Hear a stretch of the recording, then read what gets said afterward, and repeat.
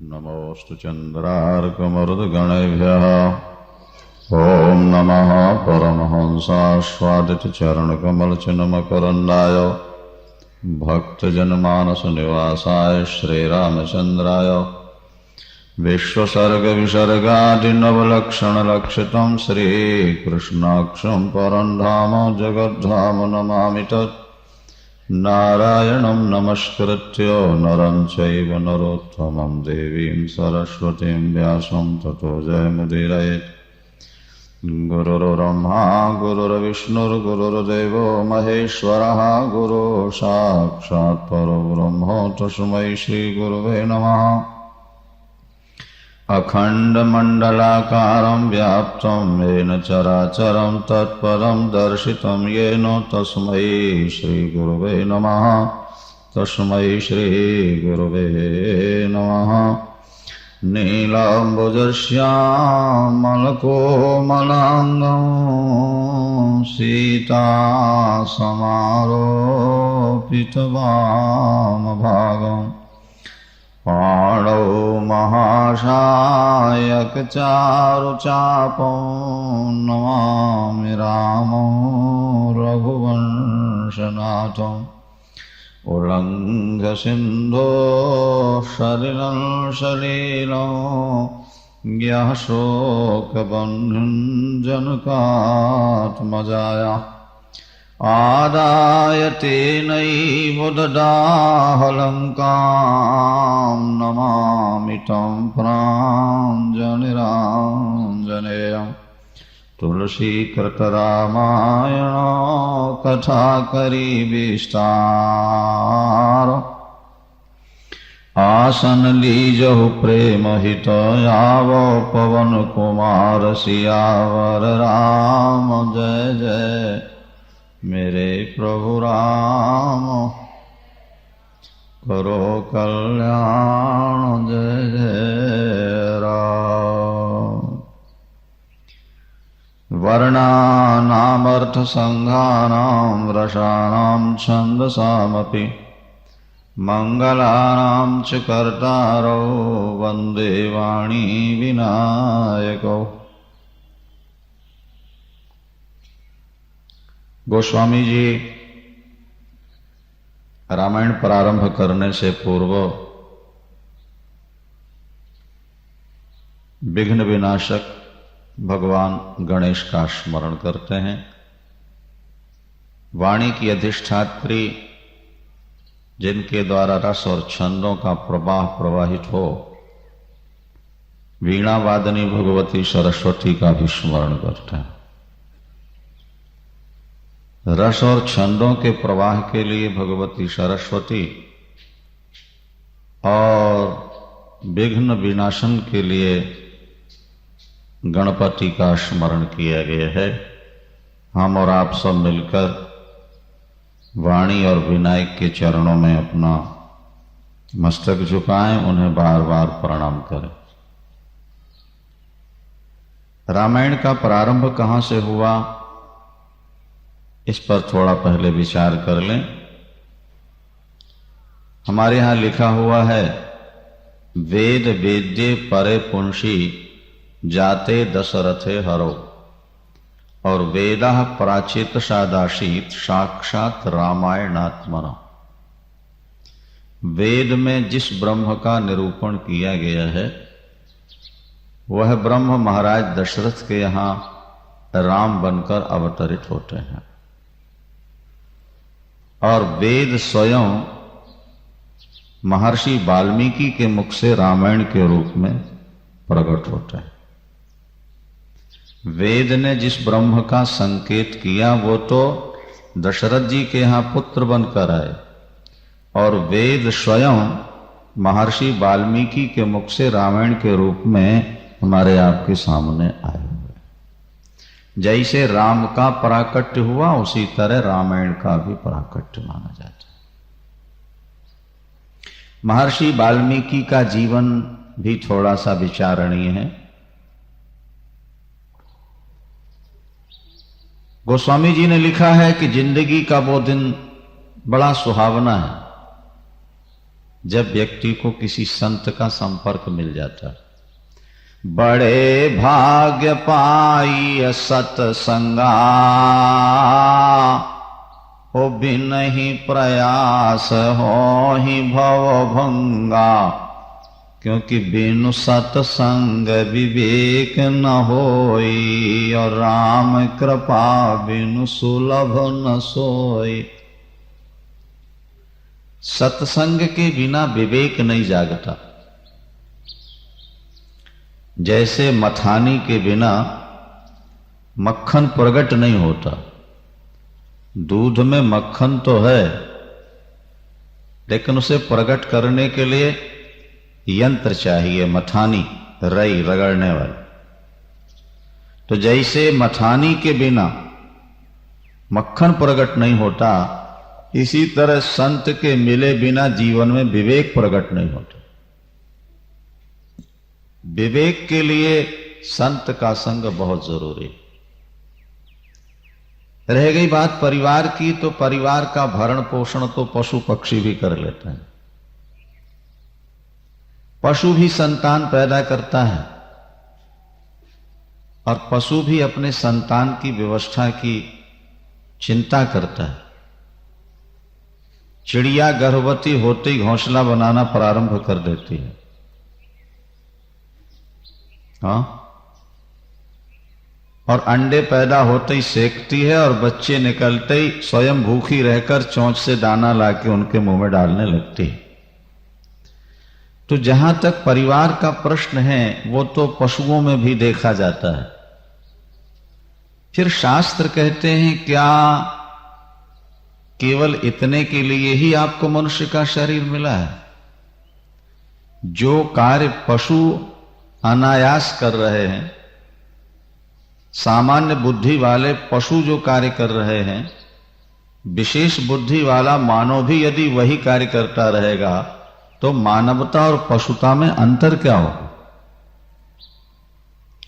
84 लाख योनि में परमात्मा ने सबसे अधिक बुद्धि मनुष्य को दी, और बुद्धि की सार्थकता वही है जहां उसका सदुपयोग किया जाए। बुद्धि की सार्थकता इसमें है कि परमात्मा की प्राप्ति की जाए, क्योंकि ईश्वर को प्राप्त किए बिना व्यक्ति को शांति नहीं मिल सकती। आप परिश्रम कीजिए, आपको संपत्ति मिल जाएगी, संतान मिल जाएगी, कोठी कार मकान दुकान मिल जाएंगे, लेकिन शांति आप चाहोगे तो बिना ईश्वर को प्राप्त किए मिल ही नहीं सकती। तब लग कुशल न जीव कहाँ, और सपने हूँ मन विश्राम। कि जब लगी भजत न राम कहाँ, शोक धाम तज काम। तब लगी कुशल न जीव कहाँ। जीव के जीवन में तब तक कुशलता नहीं है, स्वप्न में भी विश्राम नहीं है, जब तक जीव ईश्वर की ओर मुड़ नहीं जाता। संयोग बनता है, महर्षि वाल्मीकि जब रत्नाकर डाकू के रूप में थे, देवर्षि नारद वहां से निकल पड़े। लूटने का संस्कार था, महात्मा को भी लूटने का विचार करते हैं। देवर्षि नारद ने कहा, बेटे ये जो पाप कर रहे हो, इसका फल कौन भोगेगा? तो भोले भाले रत्नाकर का कथन यही था कि जो खाते हैं सब भोग लेंगे। उन्होंने कहा गलत है, परिवार वाले तुम्हारी कमाई खा सकते हैं, तुम्हारे साथ नरक नहीं जाएंगे। परिवार का कोई सदस्य तुम्हारे पाप का भागीदार बनने को तैयार नहीं है। ऐसा कैसे हो सकता है? नारद जी ने कहा, पूछ के आओ। बात लंबी है, सार यही है कि जब वो गए और उन्होंने माता पिता पत्नी और पुत्र से पूछा कि मैं जो पाप कर रहा हूं तुम्हारे लिए, जब इसका फल भोगना होगा नरक में चल के, तो सब चलोगे कि नहीं? एक एक करके सबने नहीं कर दी कि हाँ नरक नहीं जाएंगे, हम पाप का फल नहीं भोगेंगे। कमाई जरूर खाएंगे लेकिन नरक नहीं जाए, दुख नहीं भोगे। तब देवर्षि नारद के वचन याद आए और वो आकर के चरणों में गिर गए। उन्होंने प्रार्थना की, गुरुदेव आपने मेरी आंखें खोल दी। अर्धरात आधी घड़ी आधी ते पुनियाद, तुलसी संगत साधु की कटे कोटि अपराध। सत्संगमहा दुर्लभो गम्यो मोघश्च, दुनिया में सत्संग दुर्लभ है और अगर मिल जाए तो वो व्यर्थ नहीं जाएगा, वो व्यर्थ नहीं जाता। जैसे राम का बाण व्यर्थ नहीं जाता, इसी तरह सत्संग, संतों का संग जीवन में कुछ प्रकाश दे जाता है। सियावर रामचंद्र, ध्यान दीजिए, आज के बाद पाप नहीं करूंगा। रत्नाकर की बुद्धि वहीं परिवर्तित हो गई। लेकिन गुरुदेव जो पाप हो चुके हैं उसका क्या होगा? बेटा राम नाम जपो। प्रभु के नाम में पापों को मिटाने की इतनी शक्ति है कि व्यक्ति जीवन में उतने पाप कर ही नहीं सकता। राम जप, ध्यान दीजिए।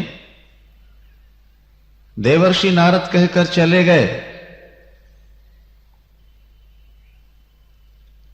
और बुद्धि इतनी कमजोर थी कि वो राम नाम भूल गए। शास्त्र कहते हैं जो व्यक्ति ज्यादा पाप करता है या ज्यादा नशा करता है उसकी बुद्धि आगे चलकर कमजोर हो जाती। बुद्धिम लुम्पत यद द्रव्यम मादकम चो तदुच्यते। मादक पदार्थों का सेवन करने वाले की बुद्धि आगे चलकर कमजोर हो जाती। अधिक पाप करने वाले व्यक्ति की बुद्धि कमजोर हो जाती। जैसे दीपक जलता है ना, लालटेन जलती है, अगर उसकी बत्ती तेज कर दोगे तो शीशा जल्दी काला हो जाए। इसी तरह जब तुम ज्यादा पाप करोगे तो बुद्धि का शीशा कमजोर हो जाएगा, उसमें वस्तु तत्व को ग्रहण करने की शक्ति नहीं रह जाएगी। इसीलिए शास्त्र बार बार कहते हैं पापों से बचो। तस्मात् पापम न कुर्वीतो, धर्मशास्त्र का वचन है, ध्यान से सुनना है।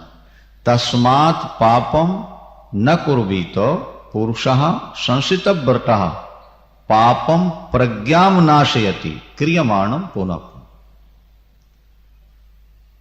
अरे भाई, पाप से बचो। समझदार व्यक्ति पाप नहीं करते। हम करेंगे तो हमारा क्या बिगड़ेगा? किसी ने पूछा, बोले पापम प्रज्ञाम नाशयति। तुम्हारा पाप तुम्हारी बुद्धि को नष्ट कर देगा। और जिसका ड्राइवर शराबी हो उसकी गाड़ी सुरक्षित है? मानो जीवन का ड्राइवर तो उसकी बुद्धि है। अगर बुद्धि कमजोर हो गई तो जगह जगह ठोकरें खाए। ड्राइवर बढ़िया हो तो पुराने मॉडल गाड़ी को भी वो जैसे तैसे किनारे लगा दे। शरीर बहुत बढ़िया होना जीवन की सफलता नहीं है, बुद्धि निर्मल होना ये जीवन की सफलता है। तो पाप से बुद्धि कमजोर इतनी अधिक हो चुकी थी महर्षि वाल्मीकि की कि वे राम भी भूल गए, राम कहने भूल गए। हाँ, और बार बार स्मरण करने के बाद याद आया तो राम नहीं बल्कि मरा याद आ गया। ये शायद गुरु मंत्र मरा दे गए और तब भी मरा मरा मरा मरा मरा मरा मरा मरा मरा जपते रहे। अच्छा, अपने राम नाम की विशेषता यह है कि इसको उल्टा सीधा कैसा भी जपो सीधा का सीधा ही रहता है। आप मरा मरा जपो, थोड़ी देर राम राम, अपने आप आपको पता लग रहा है। मरा मरा मरा मरा मरा मरा मरा मरा मरा मरा मरा मरा। तुलसी अपने राम को ये रीझ भजो या खीझ, उल्टो सूधो जामी है खेत परे को बीज। किसान तो खेत में अनाज फेंकता है, वो उल्टा सीधा कैसा भी पड़ जाए, अंकुर तो ऊपर आएगा और फल देगा। इसी तरह प्रभु का पावन राम नाम है, कैसे जपो वो तो आपका कल्याण करेगा। मरा मरा मरा मरा जपते समाधि सिद्ध हो गए। उनके शरीर में कीड़ियों ने मिट्टी चढ़ा दी।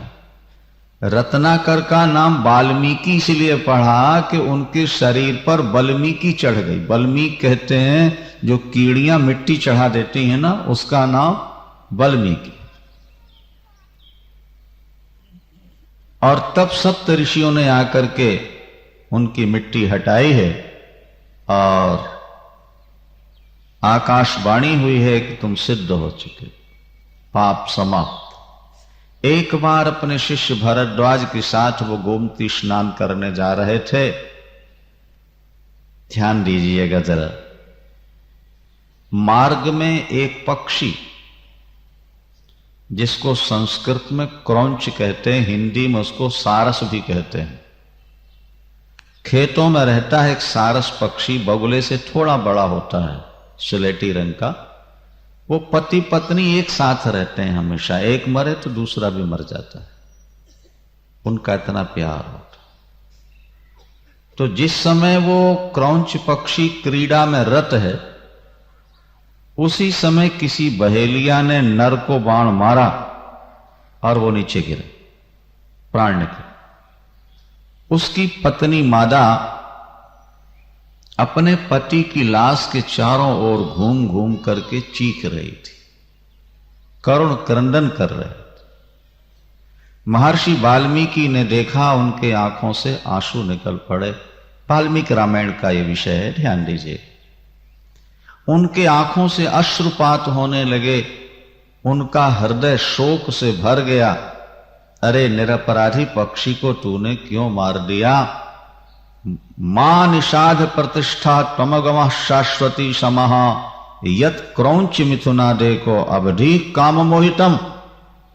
अरे व्याधा, तुझे कभी शांति न मिले, तूने निरपराधी पक्षी की हत्या क्यों कर दी? अब विचार कीजिए, जिसको व्यक्तियों की हत्या में पीड़ा नहीं हो रही थी, हाँ, जिसने जीवन में हजारों व्यक्तियों की हत्याएं की हो, आज वो एक पक्षी की हत्या से व्यथित हो गया है। इसका मतलब यह है कि जब पाप अंदर होते हैं तो पाप पाप कराते हैं, और जब व्यक्ति का हृदय पाप से निष्पाप हो जाता है तो धर्म धर्म कराता है, हृदय निर्मल हो जाता है, हृदय कोमल हो जाता है, वो एक कीड़े की मृत्यु पर भी व्यथित हो जाता है। आंखों से आंसू निकल पड़े। निरपराधी पक्षी को मारने वाले तुझे शांति नहीं। पर इसके साथ उनको आश्चर्य ये हुआ कि मेरे मुख से श्लोक कैसे निकल गए, कि पढ़े लिखे तो कुछ थे ही नहीं है। तब आकाशवाणी हुई। बाद में ब्रह्मा जी आए, उन्होंने कहा अब तुम महर्षि हो चुके हो और तुम्हारे मुख से 100 करोड़ श्लोक निकलेंगे। तुम्हें रामायण लिखनी है। पद्म पुराण में ऐसा भी लिखा है कि रामावतार से पहले रामायण लिखी जा चुकी है। पद्म पुराण का प्रसंग यह है कि जब भगवान राम समुद्र तट पर पहुंचे ना, और विभीषण ने कहा कि प्रार्थना करिए शायद मार्ग दे दे समुद्र, तो लखनलाल जी को यह बात जची नहीं। उन्होंने कहा इससे तो हमारी कायरता सिद्ध होगी प्रभु। क्या? कादर मन कहा एक आधारा, दैव दैव आलसी पुकारा, नाथ दैव कर कवन भरोसा, सोसिय सिंधु करिय मन रोषा। कोट सिंधु शोषक तब शायक, आपका तो एक बाण करोड़ों समुद्रों को सुखा सकता है, और फिर आप समुद्र से प्रार्थना करें, ये आपके स्वरूप के अनुरूप नहीं होगा राघव आर्य। तो भगवान ने कहा लखन बात तो तुम ठीक कह रहे हो भैया, मेरा एक बाण समुद्र सोख सकता है, पर महर्षि वाल्मीकि लिख गए हैं कि राम पुल बनाकर लंका गए। अगर मैं समुद्र सोख करके जाऊंगा तो वाल्मीकि का वचन कट नहीं जाएगा। भाई जैसा ड्रामा लिखा जाएगा खेला भी तो वैसे ही जाता है। तो महर्षि ने जैसा ड्रामा लिख दिया मुझको वैसे ही खेल के दिखाना, इसलिए प्रार्थना होगी, उसके बाद सेतु बंद होगा और तब समुद्र पार करेंगे अपन। कई लोग ये शंका करते हैं कि जब राम आए नहीं थे तो रामायण कैसे लिख गई पहले, और हम लोग उसका उत्तर यही देते हैं कि मकान का नक्शा पहले बनता है मकान बाद में, या नक्शा बाद में बनता है मकान पहले? क्या उत्तर है भाई? पहले नक्शा पास होता है और उसी के आधार पर ड्रामा खेला पहले जाता है लिखा बाद में जाता है, या लिखा पहले जाता है और खेला बाद में जाता है? तो कहना पड़ेगा कि ड्रामा लिखा पहले जाता है खेला बाद में जाता है। तो महर्षि वाल्मीकि ने तो महाकाव्यिक नाटक ड्रामा लिख दिया, और जैसा लिख दिया भक्त वत्सल भगवान ने वैसे ही करके दिखा दिया। इसलिए इस विषय पर कोई शंका नहीं करनी कि राम के अवतार से पहले ही रामायण कैसे लिखी जा चुकी। ऋतंभरा तत्र भवेत प्रज्ञा, ये बातें थोड़ा कठिन हैं जिसे सामान्य लोग समझ नहीं पाते। देखो, जब कोई महापुरुष निर्विकल्प समाधि में चला जाता है, असंप्रज्ञात समाधि में चला जाता है, तो उसे भूत भविष्य वर्तमान तीनों कालों का प्रत्यक्ष बोध हो जाता है। यह बात एकदम स्पष्ट है। आप चाहें तो आपको भूतकाल का बोध हो सकता है, आपको भी भविष्य का बोध हो सकता है। आवश्यकता है एकाग्र होने की, आवश्यकता है मन बुद्धि को केंद्रित करने। हम वो कर नहीं पाते, इसलिए हमको जानकारी नहीं हो पाती। महर्षि पतंजलि ने योग दर्शन में लिखा कि जब ऋतंभरा प्रज्ञा हो जाती है, धर्म मेघ समाधि जब सिद्ध हो जाए, तो वहां बुद्धि ऐसी होती है कि जिसमें गलत शब्द का प्रवेश ही नहीं होता। उस बुद्धि में जब संकल्प करेंगे तो वही बात प्रवेश करेगी जो सत हो। महर्षि वाल्मीकि ब्रह्मर्षि, उन्होंने रामायण की रचना की। लेखक हैं गणेश जी और वक्ता हैं महर्षि वाल्मीकि। 100 करोड़ श्लोक निकले।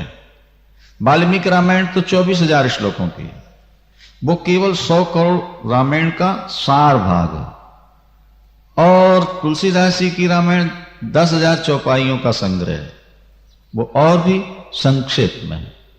वही महर्षि वाल्मीकि कलियुग में तुलसी बनकर के प्रकट हुए। भविष्य पुराण में ये बात स्पष्ट लिखी है। भगवान शंकर ने पार्वती अम्बा से कहा है, वाल्मीकि तुलसीदासः कलौ देवी भविष्यति। हे प्रिय, कलियुग में महर्षि वाल्मीकि ही तुलसीदास के रूप में प्रकट होंगे। तुलसीदास जी के समकालीन संत हुए हैं नाभाजी। उन्होंने भी यही बात कही, काली कुटिल जीव उदाहरण हेतु, काली कुटिल जीव उदाहरण हेतु वाल्मीक तुलसी भजो।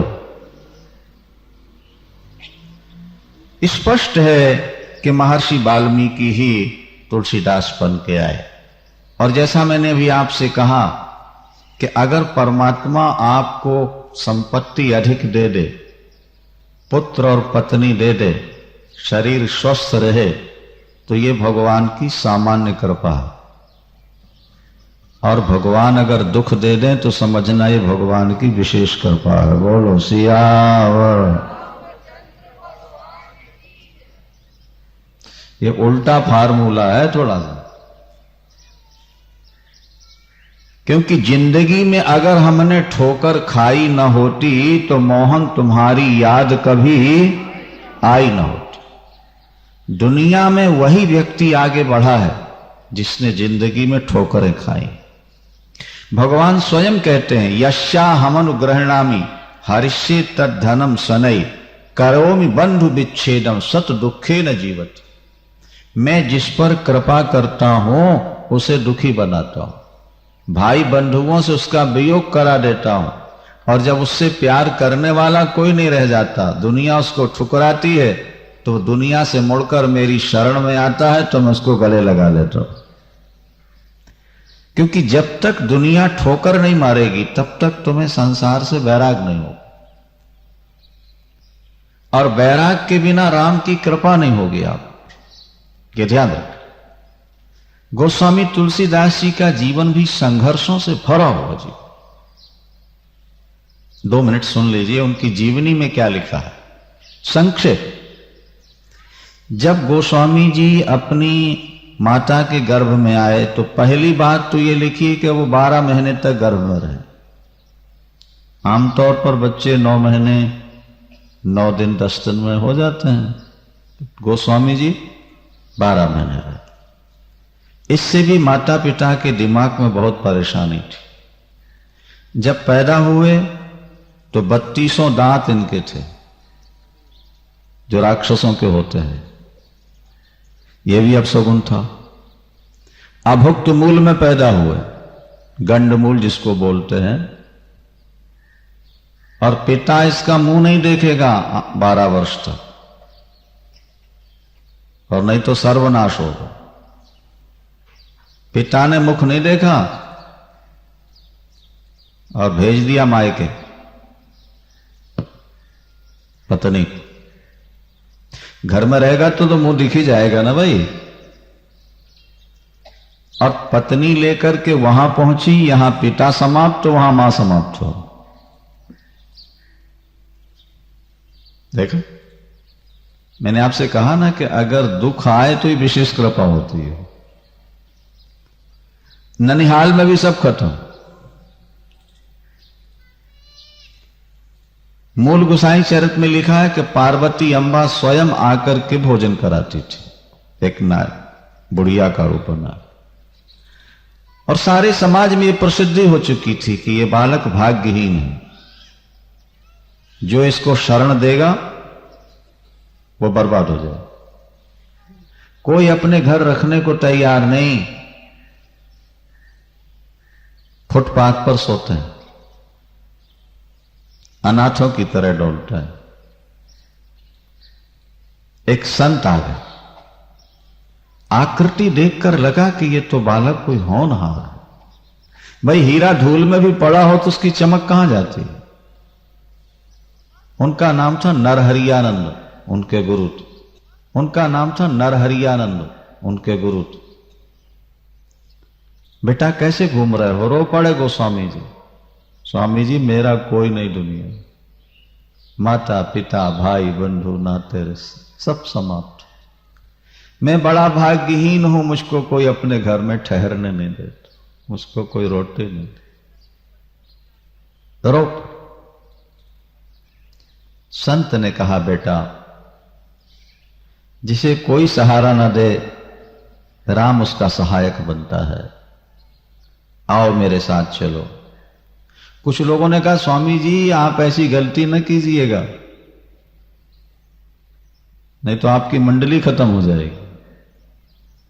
ये बहुत भाग्यहीन बालक है, इसमें बहुत पाप है। स्वामी जी ने कहा अगर इसमें पाप हैं तो मेरे राम पतित पावन हैं। बोलो सियावर। मेरे राम के नाम में बड़ी शक्ति है पापों को मिटाने। आओ बेटा तुम मेरे साथ चलो। देखो तुम्हारे खाने पीने की सारी व्यवस्था रहेगी, तुम्हें कोई काम नहीं करना है,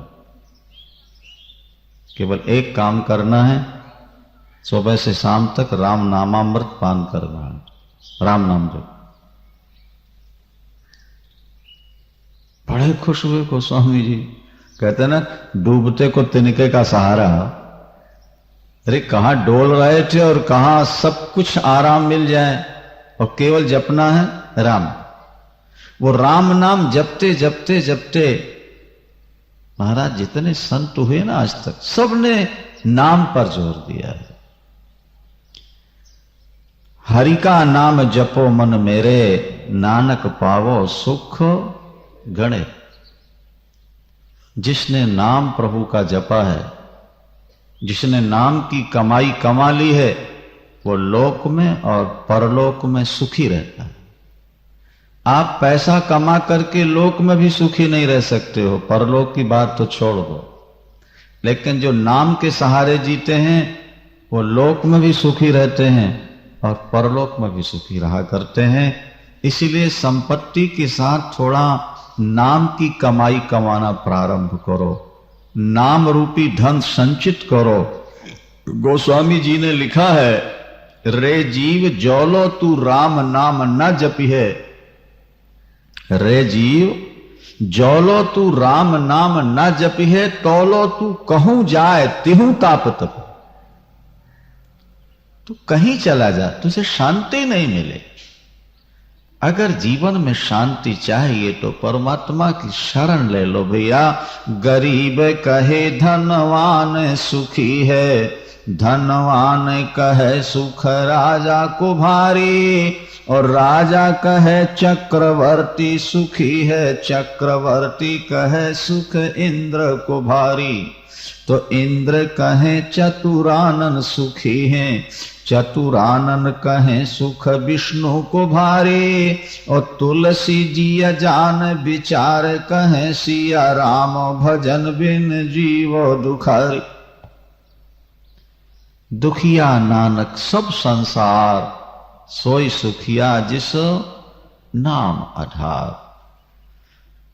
हरि का नाम जपो मन मेरे, रे मन प्रभु के नाम का सहारा दे। गोस्वामी जी ने राम का पावन नाम करोड़ों की संख्या में जप लिया और कोई कार्य ही नहीं था, और नाम ने सारे दोषों को मिटा दिया। बुद्धि निर्मल हुई। 15 वर्षों तक इन्होंने वेद वेदांग का अध्ययन किया और उसके बाद अपने गृह, अपने गांव में आ गए राजापुर। एक ब्राह्मण ने कन्या की शादी कर दी, रत्नावली नाम था उनका। तुलसीदास जी के पिता का नाम था आत्माराम और माता का नाम था हुलसी और पत्नी का नाम था रत्नावली। इनका भी स्मरण करो, जिनके माध्यम से गोस्वामी जी आए और जिन्होंने संसार को एक बहुमूल्य रत्न दिया। तुलसीकृत रामायण के बारे में लिखा है कि मन कामना सिद्धि नर पावा, और जो यह कथा कपट तज गावा। जो रामायण गाएंगे उनकी समस्त कामनाएं पूर्ण हो जाएंगी। जो गा ना सके वो बोले कहाँ ही सुना ही अनुमोदन करही, तो भाव सागर गोपद इव तरही।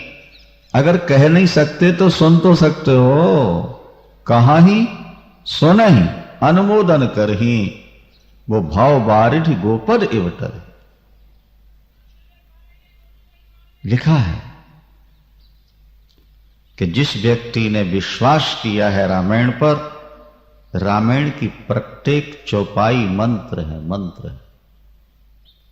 मुनि दुर्लभ हरि भगत नरो, पावहि बिनहि प्रयास, जे यह कथा निरंतर सुने मान विश्वास। जिन्होंने भगवत कथा विश्वास के साथ श्रवण की है, उनकी हर कामना पूर्ण हुई। उन्हें प्रभु की प्रेमा भक्ति प्राप्त होती है, जिससे मानव जीवन सफल हो जाए। गोस्वामी जी को पत्नी का प्यार मिला। एक बार तो गोस्वामी जी पत्नी के प्यार में डूब गए।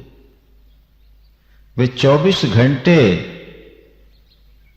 अपनी पत्नी के ही समीप रहते हैं। बहुत मजबूरी में ही कहीं जाते हैं, क्योंकि बचपन से आज तक तो प्यार मिला ही नहीं था।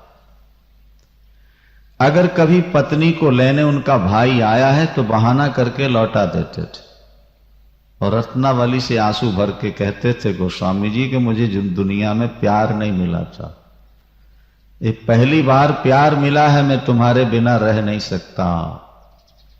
एक दिन तुलसीदास जी कहीं गए थे कि उनके भाई आए, घर में कोई बीमार था। रत्नावली जी ये कहकर चली गई कि मैं प्रातःकाल आ जाऊंगी, पड़ोसियों को ऐसा संदेश देकर।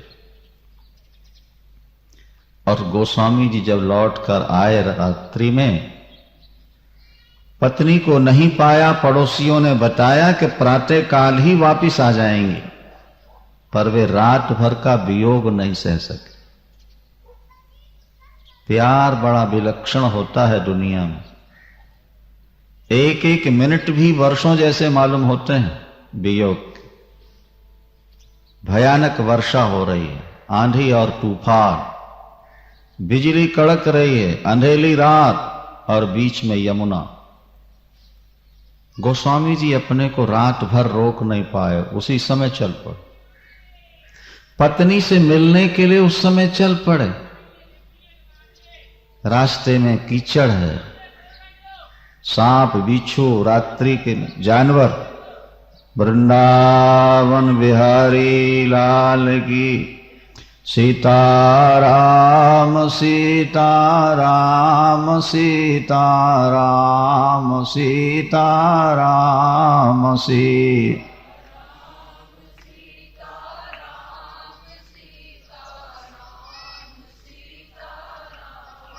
वर्षा, आंधी और तूफान को पार करते जब वो नदी के किनारे पहुंचे तो बाढ़ भयानक थी। एक मुर्दा बैठा हुआ जा रहा था, सड़ा, उसको लकड़ी समझ के पकड़ा और पार हो। और किंवदंतियां हैं कि जब वो वहां पहुंचे तो एक सर्प लटक रहा था, उसको उन्होंने रस्सी समझ ली और उसको पकड़ के चढ़ गए। कंचन और कामनी का आकर्षण इतना भयानक है कि व्यक्ति अपने को भूल जाता है। सर्प रस्सी समझ में आई और सड़ा हुआ मुर्दा लकड़ी समझ में। और जब रत्नावली ने देखा भीगे हुए, ठंड से कांपते तुलसी सामने खड़े, कैसे पधार गया? देवी तुम्हारा प्यार खींच लाया, मैं तुम्हारे बिना रह नहीं सकता। उस समय रत्नावली ने जो कुछ कहा वो रत्नावली के शब्द नहीं थे, रत्नावली के मुख से मानो हनुमान जी बोल गए, बोलो सियावर पवन सुत हनु। पत्नी को तो चाहिए था, बहुत प्यार करती, मेरे लिए इतना बड़ा साहस। लेकिन पत्नी ने क्या कहा कि धिक धिक ऐसे प्यार को। बात पर ध्यान दें आप लोग। धिक धिक ऐसे प्यार को, अरे कहा कहूं मैं नाथ, लाज न लागत आपको दौरे आए साथ। अस्थि चर्ममय देह ममो, अस्थि चर्ममय देह ममो, यासो जितनी पीर। और जो होती रघुनाथ सो, तो न परत भोगी।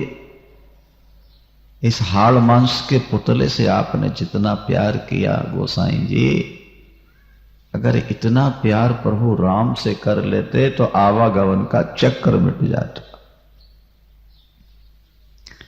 ये शरीर तो मिट्टी का पुतला है। सड़ी हुई लाश दिखाई उसने। ये सुंदर लगने वाला, कभी सुंदर लगने वाला ये पुरुष आज कितना भयानक दिख रहा है, जिसको पकड़ के बह के आए चन्ना। अंत में यही तो शरीर की स्थिति है। भागवत में लिखा है कि शरीर की अंत में 3 में से कोई एक स्थिति होती है। क्रमि बिट भस्म निष्ठांतम क्वेदम तुच्छ कलेवर। शरीर छूटने के बाद अगर इसको जलाया न गया, दफनाया न गया, तो जानवर खाएंगे और दूसरे दिन विष्ठा बन जाएगा। ये हमारा आपका शरीर छूटने के बाद जानवर खा जाए तो दूसरे दिन विष्ठा, और दफना दिए जाए तो कीड़े बिलबिलाएंगे, कीड़े कीड़े होंगे। और जला दिया गया तो थोड़ी सी भस्मी राख बन जाए। तीन ही तो शरीर की स्थितियां हैं। आज क्रीम पाउडर लगा लगा के तुम कितनी सुंदर बन जाओ, लेकिन आत्मा निकलने के बाद तो इसको कीड़े, भस्मी या मैला बनना है। इससे इतना ज्यादा प्यार न करो। प्यार करना है तो परमात्मा से। तुलसीदास के आंसू निकल पड़े, उनका रोम रोम खड़ा हो गया। ये मेरी पत्नी के शब्द नहीं है, ये मेरे प्रभु ही मुझको सावधान कर रहे हैं। बस वही प्रणाम किया, मानसिक रूप से पत्नी को प्रणाम किया और वापिस लौट पड़े, ये कहते हुए रत्नावली तुमने मुझे जगा दिया। बड़ा भाग्यवान वो पुरुष है जिसकी पत्नी पति को सावधान करती रहती। अब मैं राम के लिए रोऊंगा, जैसा तेरे लिए रोया अब राम के लिए रोऊंगा। प्रयाग में आके कपड़े उतार दिए, लंगोटी लगाई और संन्यास ले त्याग। अब बड़ी लंबी कहानी है। काशी में वो रामायण की कथा सुनाने लगते हैं। पहले बाहर लोग लेटरिन जाते थे, उनका पात्र बड़ा था जिसमें जल लेके जाया करते थे। कुछ जल बचता था बाद में तो एक पेड़ पर डाल देते थे। उसमें एक प्रेत रहता था। प्रेत को उच्छिष्ट भोजन ही मिलता है, जूठा।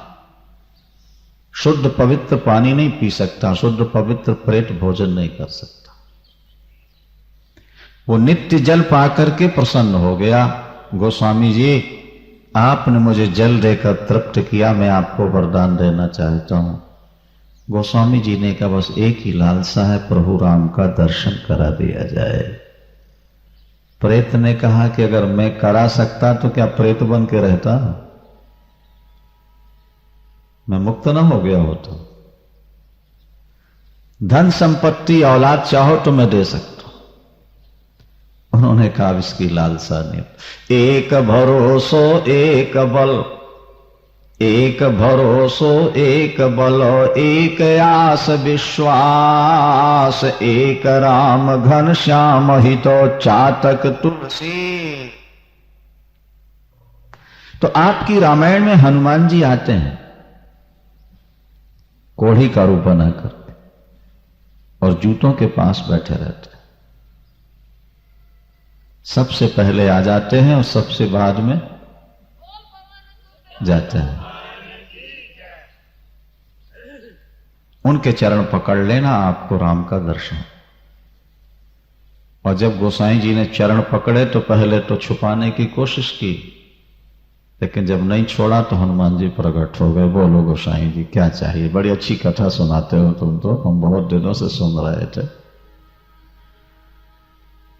कथा सुनी है तो दक्षिणा तो देनी पड़ती है ना। हनुमान जी ने कहा बोलो क्या चाहिए? बोल बस जिनके बन के आप रह रहे हो प्रभु, बस उनके दर्शन करा दो एक बार। एक लालसा है, एक बारी बिलोक अवधेशा। कागभूषुंडी ने भी कहा एक बार प्रभु का दर्शन। हमने कई बार आपसे कहा कि प्रत्येक प्राणी में पुत्र की, धन की, मान और सम्मान की लालसा रहती है। भाग्यवान वो व्यक्ति है जिसे भगवत दर्शन की लालसा हुआ करती, और वो लाखों करोड़ों में कोई एक होता है। हिंदुस्तान की हर जमीन पर केसर पैदा नहीं हो सकती, वो कश्मीर में होती। हर हाथी के मस्तक पर मुक्ता नहीं होती, और हर जंगल में चंदन के वृक्ष नहीं होते। इसी तरह हर व्यक्ति में भगवत भक्ति भी नहीं होती। तो कोई कोई भाग्यशाली महिला है, कोई भाग्यशाली पुरुष है जिसके हृदय में भगवत भक्ति का जागरण हो जाता है। शास्त्र कहते हैं जब पाप क्षीण हो जाते हैं तो परमात्मा की भक्ति जागती है। नारायणाम क्षीण पापानाम कृष्णे भक्ति पर जाए। जब तक पाप हैं तब तक परमात्मा से व्यक्ति बहुत दूर रहता है, परमात्मा के प्रति उसकी प्रवृत्ति नहीं होती। देखो भाई, 84 लाख प्रकार के पशु पक्षी कीट पतंग हैं, किसी के अंदर भगवान को पाने की लालसा है? नहीं है, क्योंकि शास्त्र कहते हैं कि ये पापमय शरीर है। जब पाप ज्यादा होते हैं तो पशु शरीर मिलता है, तो पशुओं में परमात्मा को पाने की लालसा कहां होती? तो कुछ लोग मनुष्य के रूप में भी पशु होते हैं, जिनको खाना पीना, बाल बच्चे, क्या धन औलाद की बड़ी लालसा, मान सम्मान की बड़ी इच्छा। लेकिन हमें पैदा किसने किया और शरीर छोड़ के हमको जाना कहां है, और सचमुच में प्यार किससे करना था, ये बात किसी किसी भाग्यवान की बुद्धि में ये बात जागृत होती। हनुमान जी ने कहा चित्रकूट चलिए, वहां दर्शन होगा। परम पावन भूमि है चित्रकूट। गोस्वामी जी गए हैं और भगवान राम लक्ष्मण घोड़े पर सवार धनुष बाण धारण किए जा रहे थे। अरे ये तो बड़े सुंदर राजकुमार हैं, किसके बेटे हैं? भाग्यशाली होगा वो राजा जिसके ये पुत्र होंगे। वे राम थे, लखन थे। हनुमान जी ने आके पूछा दर्शन हुआ? बोले अभी कहां। बोले घोड़े पर सवार कोई निकले थे? बोले बड़े सुंदर दो राजकुमार थे। बोले वही राम और लक्ष्मण थे।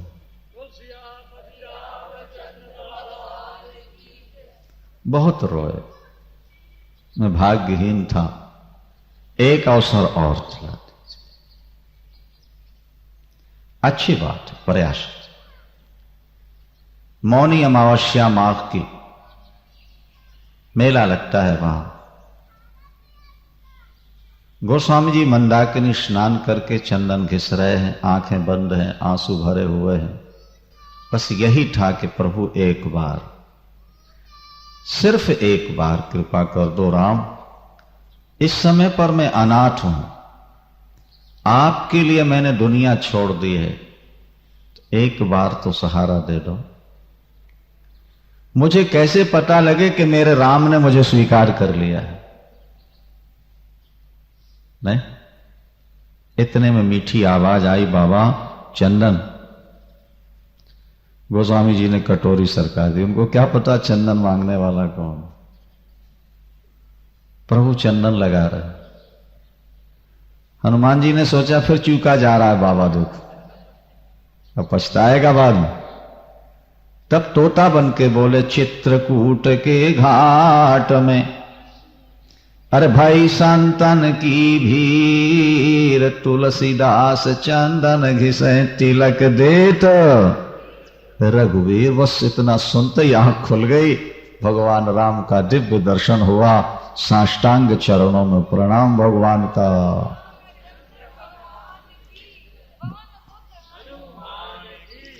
भगवान का वरद हस्त सिर पर पहुंचा। गोस्वामी जी का सहजीवन धन्य धन्य हुआ।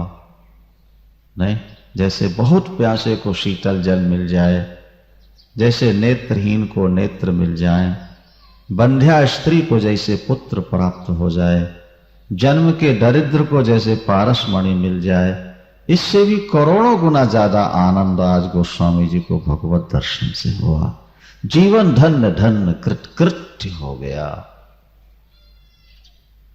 भगवान ने आदेश दिया, यही कहते हुए गोस्वामी जी, मैं जिस पर कृपा करता हूं पहले दुखी बनाता। अपनाना था इसीलिए दुखी बनाया था। आपके द्वारा बहुत बड़ा कार्य होने वाला है, आप रामायण की रचना करें। काशी जाइए, भगवान शंकर का सहारा लीजिए। बोलिए शंकर भगवान, उमापति महा। भगवान शंकर ज्ञान के दाता है। तुम त्रिभुवन गुरु वेद बखाना, वे जगत गुरु। काशी आ गए, बस 2 मिनट में बात कह के आगे रामायण की बात चलती है। संस्कृत में रामायण लिखने लगे। यहां एक बात और ध्यान दे लीजिए थोड़ा सा। गोस्वामी जी का जन्म हुआ है संवत 1554, है ना, और रामायण लिखनी प्रारंभ की है 1631 में। माने 78 वर्ष की अवस्था तक गोसाई जी कुछ नहीं लिख सके। 78 वर्ष की अवस्था में कवित्व शक्ति जागृत होती है, और 3 वर्ष तक लिखता ही रहे, और उसके बाद फिर कुछ नहीं लिख पाए। यह बात है। वैसे गोस्वामी जी 126 वर्ष रहे पूर्ण, 1554 और 1680, 126। 78 वर्ष की अवस्था में लेखनी चली। अगर वो चलती रहती 126 वर्ष तक तो कितने ग्रंथ ना लिख गए होते। यह समझना है। इसका मतलब है कि वो जो 3-4 वर्ष का समय था तुलसीदास का, वो तुलसी नहीं थे, वो तुलसी के अंदर हनुमान जी, राम जी, शंकर जी बैठ करके कलम चलवा रहे थे। वो कार्य पूरा किया बस। इसको आवेशावतार कहते हैं। जैसे लोहे में गर्मी भर जाती है तवा में, वो दिखाई नहीं देती, छुओ तो गर्म, और अलग रख दो तो फिर धीरे से वो गर्मी शांत हो जाती है। इसी तरह कभी कभी किसी महापुरुष में भगवत तत्व का, भगवत स्वरूप का आवेश होता है।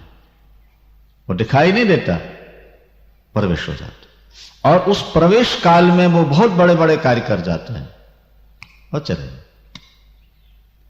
इस तरह से वो संस्कृत में लिखते हैं, लुप्त हो जाते हैं। फिर भगवान शंकर ने स्वप्न में कहा कि हिंदी में लिखो, क्योंकि कलयुग में लोग संस्कृत से अनभिज्ञ होंगे, पढ़ नहीं पाएंगे। लेकिन मेरी हिंदी की रामायण की कीमत कौन करे, कदर क्या हो, सम्मान क्या हो। भगवान शंकर ने कहा हमारा आशीर्वाद है, हुई है सम साम ऋचा सफला। जैसे साम वेद की ऋचाएं गाई जाती हैं, इसी तरह घर घर आपकी रामायण गाई जाएगी, और जो गाएंगे उनकी कामनाएं पूर्ण होती रहेंगी। हमारा आशीर्वाद है। तब हिंदी में रामायण की रचना पूर्ण की, और पूर्ण करने के बाद फिर बड़ा विरोध हुआ है। एक मिनट समझ, काशी के पंडितों ने इसका बहुत विरोध किया, और तुलसीदास जी का कहना यह था कि कवि न हो नहीं चतुर कहावो, अरे कवित विवेक एक नहीं मोरे, के सत्य कहो लिखी कागद कोरे। इस शंभु प्रसाद सुमति ही हुलसी, रामचरित मानस कवि तुलसी। ये तो भगवान शंकर की कृपा से कुछ निकला है। अच्छा, तो भगवान शंकर की कृपा से हुआ, तो भगवान शंकर साक्षी दे दें तो कहते हैं विश्वनाथ मंदिर में सबसे नीचे रामायण, फिर पुराण, फिर धर्मशास्त्र, फिर दर्शन शास्त्र, वेद रखे गए। और रात्रि भर संकीर्तन हुआ। प्रातः काल जब वो दरवाजा खोला गया तो रामायण सबके ऊपर रखी थी और लिखा था सत्यम शिवम। कहते हैं एक व्यक्ति समाप्त हो चुका था, वो जा रहा, ले जाया जा रहा था। उसकी पत्नी ने आकर के प्रणाम किया, गोस्वामी जी के मुख से निकल गया सौभाग्यवती को। रोई, महाराज मेरा तो पति जा रहा है श्मशान। उन्होंने कहा नहीं, अचानक निकला है तो पूर्ण होगा। उसको नीचे रखाया और भगवान राम का नाम लेकर के जल छोड़ा, जय श्री राम। अगर प्रभु आपके द्वारा आशीर्वाद दिलाया गया तो आप जानो। जैसे जल छोड़ा वो उठ करके बैठ गया और बहुत दिनों तक जीवित रहा। उसका जीवन धन्य धन्य हो। पंडितों ने भेजा काशी में गोस्वामी की रामायण लेकर गंगा में बहा दो। जल्लादों को पैसा दिया, गोस्वामी को मार दो और पुस्तक बहा दो। पैसे लेकर के जल्लाद रात्रि में गए मारने के लिए। विचित्र घटना थी। घास की झोपड़ी थी, अंदर गोसाई जी सो रहे थे। पैसे का लालच बड़े बड़े पाप करा देता है महाराज। लेकिन आश्चर्य हुआ कि जब वो पहुंचे जल्लाद तो देखा कुटिया के दोनों तरफ दो बालक खड़े हैं दरवाजे के पास, धनुष बाण हाथ में है और उनके शरीर से प्रकाश निकल रहा है। डर करके भाग।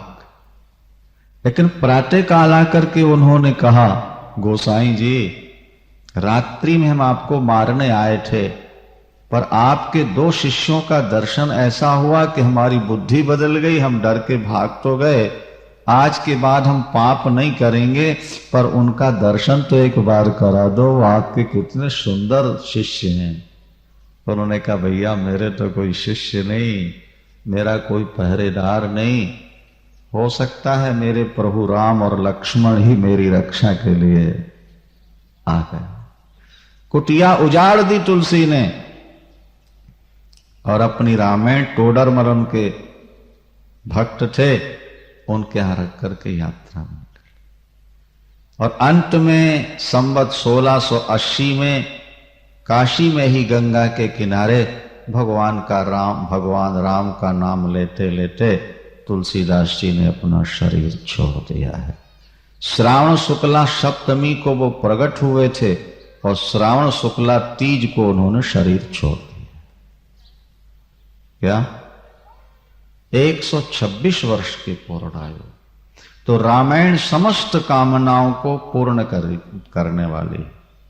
काली में कामधेनु रामायण, जैसे कामधेनु गाय सेवा करके जो मांगो मिलेगा, कल्प वृक्ष से जो मांगो मिलेगा, चिंतामणि पारस मिल जाए तो धन ही धन हो जाए, इसी तरह रामायण का पाठ कीजिए, रामायण की कथा सुनिए, आपका जीवन धन्य धन्य हो जाएगा। हमने अपने जीवन में अनेक लोगों को देखा जो नित्य रामायण का पाठ करते हैं और वे बहुत सुखी रहे, उन्हें हर प्रकार की सुख संपत्ति प्राप्त होती रही। सौभाग्य से कार्यक्रम यहां आयोजित हुआ है, आप लोग श्रद्धा से श्रवण करेंगे। बोलिए सियावर रामचंद्र की। आइए गोस्वामी जी रामायण प्रारंभ करते हैं। नौमी भौमवार मधुमासा। राम जन्म रामनवमी चैत्र में होती है ना, वही योग बना जो राम जन्म के समय बना था। संबत 1631 और करो कथा हरिपद धर शीशा। संबत 1631 में रामनवमी मंगलवार का दिन था, तब गोस्वामी जी ने रामायण प्रारंभ की। अब आगे की बात सुनिए। गोस्वामी जी यद्यपि राम भक्त हैं, लेकिन वे सभी देवताओं की वंदना करते हैं। हमारे सनातन धर्म में पंचदेवोपासना अनादिकाल से चली आ रही है। बहुत ध्यान दीजिएगा बात। पंचदेवोपासना जिसमें गणपति, सूर्य, भगवान विष्णु, शंकर और भगवती दुर्गा, कितने हुए? ये 5 हुए। किसी भी एक देवता में आपका मन लग जाए, आपको परम पद की प्राप्ति हो जाएगी। आप एक इष्ट बना लीजिए और पूजा सबकी करते रहिए। अगर परांबा भगवती दुर्गा आपकी इष्ट हैं, उनको प्रधान रूप में आप बैठाल दें, बाकी सबकी पूजा करें। भगवान राम आपके आराध्य हैं तो आप राम को प्रधान बना के बैठा लीजिए, बाकी दूसरा। हाँ देखो, गोस्वामी जी राम भक्त हैं, लेकिन जब वो रामायण लिखने लगे तो उन्होंने सभी देवताओं की वंदना की। देखो गणेश की वंदना की तो आपने सुना, सरस्वती और गणेश की। उसके बाद भवानी शंकर वंदे श्रद्धा विश्वास रूपिणौ याभ्याम विना न पश्यन्ति सिद्धा स्वांतस्थमीश्वरम। मैं भगवान शंकर और भगवती दुर्गा के चरणों में भी प्रणाम करता हूं। जब तक परांबा भगवती दुर्गा की कृपा न हो, जब तक भूत भावन विश्वनाथ भगवान शंकर प्रसन्न न हो, तब तक हृदय में स्थित परमात्मा का दर्शन नहीं होता है। भगवान शंकर अगर विश्वास है तो अंबा पार्वती श्रद्धा है। भगवती दुर्गा की आराधना करने से श्रद्धा बढ़ती है और भगवान शंकर की सेवा करने से आपका विश्वास बढ़ता है। जब श्रद्धा और विश्वास दोनों बढ़ जाते हैं तो हृदयस्थ परमात्मा का साक्षात्कार हो जाता है। इसके बाद भवानी शंकरौ वंदे श्रद्धा विश्वास रूपिणौ याभ्याम विना न पश्यन्ति सिद्धा स्वान्तष्टमीश्वरम्। अपने गुरु की वंदना करते हैं। वंदे बोधमयम नित्यं गुरुम शंकर रूपिणं यमाश्रितो ही वक्रोपि चंद्रा सर्वत्र वंदते। गोस्वामी जी कहते हैं गुरु के ऋण से आप कभी उरण नहीं हो सकते हैं। जिन्होंने गुरु चरणों की भक्ति प्राप्त कर ली उनको दुनिया में कुछ भी दुर्लभ नहीं। गुरु जीवंत परमात्मा का स्वरूप है। गुरुर ब्रह्मा गुरुर विष्णु और गुरुदेवो महेश्वर। गुरु साक्षात पर ब्रह्म तस्मै श्री गुरु। बांधव गुरु पाद पादुम परागा। ये बांधव गुरु पाद पादुम परागा।